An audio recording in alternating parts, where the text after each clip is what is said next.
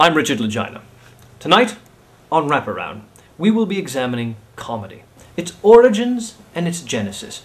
Where does it come from, this thing known as funny? Is it to be found deep within the human psyche?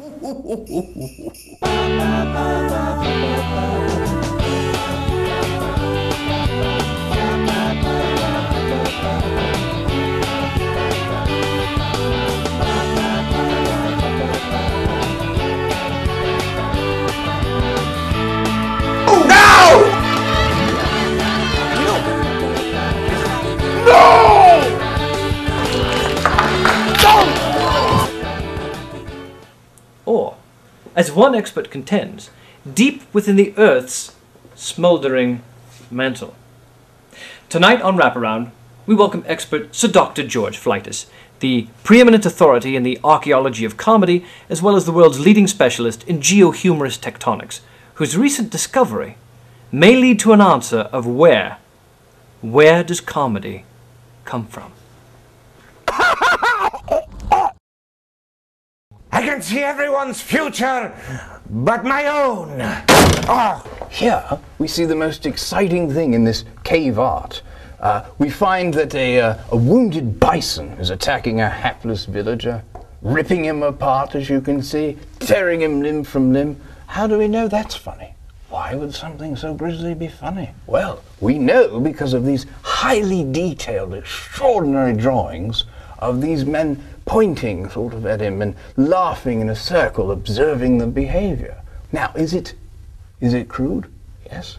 Barbaric? Yes. Funny? Most definitely. Except to that one. That one it's not very funny too. But comedy is tragedy plus time.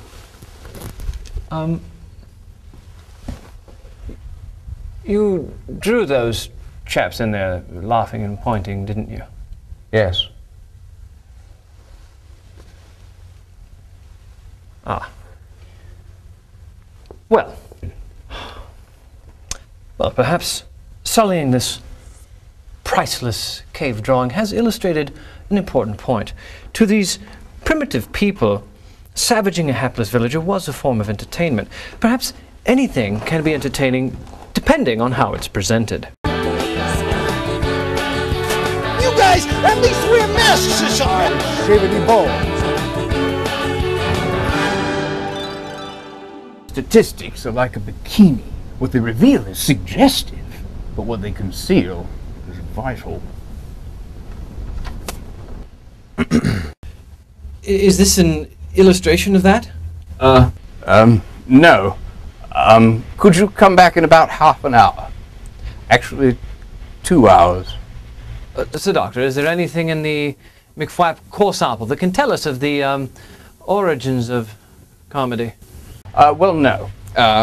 Actually, we did find this ancient piece of shoe, which through carbon online dating, we placed in the late Cretaceous period, about 85 million years ago, which with further testing we were able to match to a sample that we found in Utah at the Jurassic Institute, actually, of Technology. It tells a compelling tale. Oh, do you know anyone from the Jurassic Institute of Technology? No, I don't drink anymore. But comedy, of course, is funnier in the dark. What I mean by that, of course, is get me in the bedroom and you'll see what I mean. And I mean funny peculiar. This droll yet buxom technician, Carlos, is chipping away at remnants of ass. I beg your pardon? A scientific term, don't get excited. For what's known as the after-school special, or ass, A-S-S. We chip away at the ass to get to the crap. Crap? Yes, earlier. Oh, now, this C-R-A-P is comedy, realized as product. Well, in clown time, of course, that's only 15 minutes. I don't know if you've seen their act. No. Certainly seem that way. Yes, do watch a step. Now, here you'll see primitive clown tracks that go all along this riverbed. These particular primitive clown tracks end here. Fascinating. Is it? Can we see that? Can we get a close-up? Yes. Yes, take a look at that. Can we see that? Yes.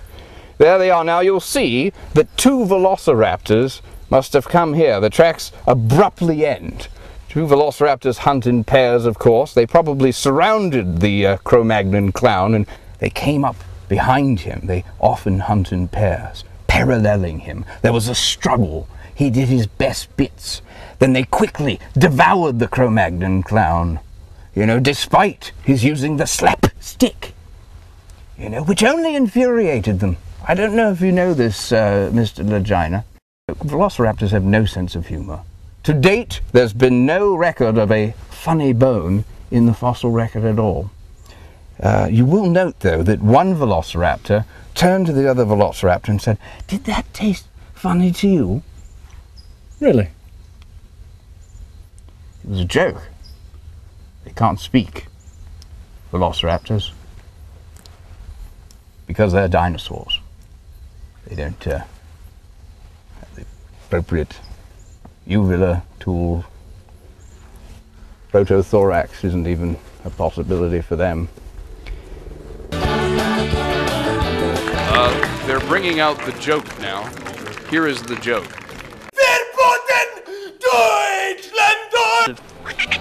Willie, it's late! Come to bed! The irony here. It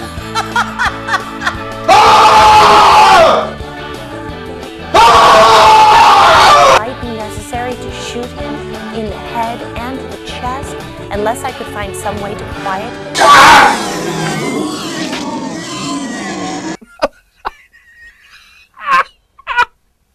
In the area where these two plates collide, there's great friction, producing remarkably hot comedy. And what, like most things we enjoy, we like them hot.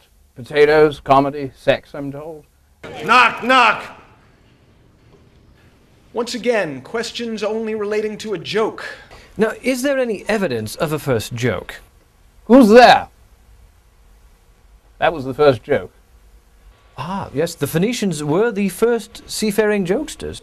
It was the Egyptians, however, the pharaoh knock-knockin' comin', who completed the joke with a reply. For example, this hieroglyph here reads, "Knock, knock," you reply. Oh, who's there? Ivor. Ivor who? Ivor Biggin.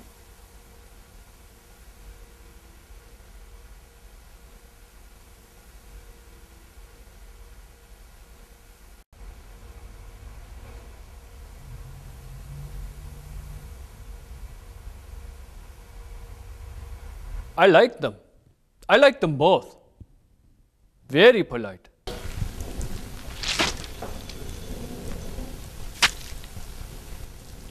Oh, God. That's my hypothesis, I'm told, for how this McFlap sample came about. Well, Doctor, that's ridiculous. Precisely. You see, comedy is about the ridiculous, you know. The very core of comedy is in its whimsical buffoonery. How are you? How are you? You see, shenaniganism is the triumphant explosion of tension, released, becoming physical agitation related to laughter. Well, now this is a rather distressing turn of events. Winston! What? Sadly, once the laughter dies, of course, most humor leaves very little evidence of its existence, like Carrot Top. You know, on removing this layer here, I believe we'll finally have a greater understanding of the true essence of comedy. Comic discoveries are paradoxes stated. Scientific discoveries are paradoxes resolved. Would you like to have the honor? Oh, yes, thank you.